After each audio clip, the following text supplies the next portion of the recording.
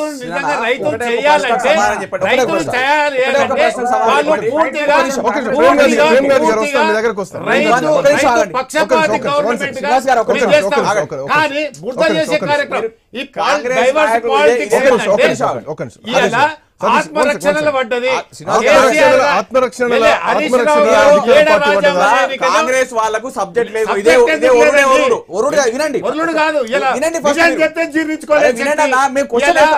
ప్రజలను అవమానపరుస్తున్న శక్తి కేటీఆర్ గారు, హరీష్ రావుది. మహిళల పట్ల అనుచిత వ్యాఖ్యలు చేసింది మీరు. 6 గ్యారెంటీలను అనుచిత వ్యాఖ్యలు చేసింది వీళ్ళ దగ్గర. వీళ్ళు పని చేయ చాతగాక సబ్జెక్ట్ డైవర్ట్. వినండి దయచేసి. ఫస్ట్ మీరు ఏకకాలంలో ఎలాంటి నిబంధనలు లేకుండా మేము రుణమాఫీ చేస్తామన్నది రేవంత్ రెడ్డి గారు. ఇక్కడ ప్రాబ్లం ఎక్కడ వస్తుందంటే, రేవంత్ రెడ్డి గారికి ఆయన వేరే పార్టీ నుంచి వచ్చింది కదా, వాళ్ళకున్న పాపం వీళ్ళందరూ కాంగ్రెస్ లో ఉండి పనిచేసిన వాళ్ళు కాబట్టి వాళ్ళకి మధ్య సఖ్యత లేదు. వీళ్ళకు అక్కడ ఏం చెప్తున్నాడు వాళ్ళ భాష ఆగండి. మీదంతా మీకు రాహుల్ గాంధీ గారి నుంచి రేవంత్ రెడ్డి గారి దాకా ఈ రాష్ట్రంలో ద్వంద్వ వైఖరి నడుస్తూ ఉంది.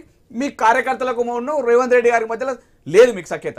మీరు రుణమాఫీ మేమేమంటున్నాం ఏమనంటే ప్రతి దానిలో కూడా ఢిల్లీ పోయి కొట్లాడదాం రండి కేసీఆర్ గారు మాతోని, ఉద్యోగాల కోసం కేటీఆర్ గారు రండి ధర్నా చేయండి అంటాడు తప్ప, మరి మీరు ఇప్పుడు మళ్ళీ మీరేమంటున్నారు కాంగ్రెస్ నాయకులు రుణమాఫీ గురించి లిస్టు తీసుకురండి.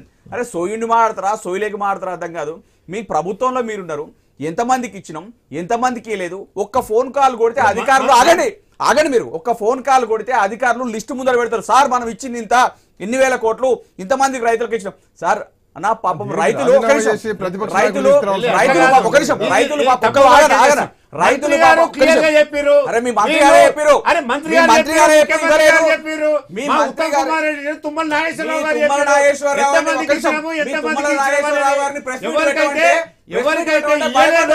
వాళ్ళ అర్హులైన వాళ్ళకు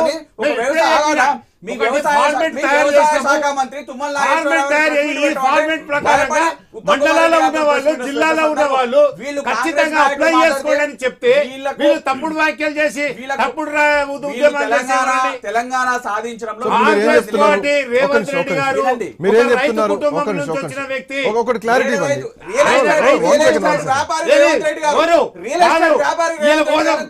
రెడ్డిపల్లి గోదాం రైతు కుటుంబం నుంచి వచ్చిన రేవంత్ రెడ్డి గారు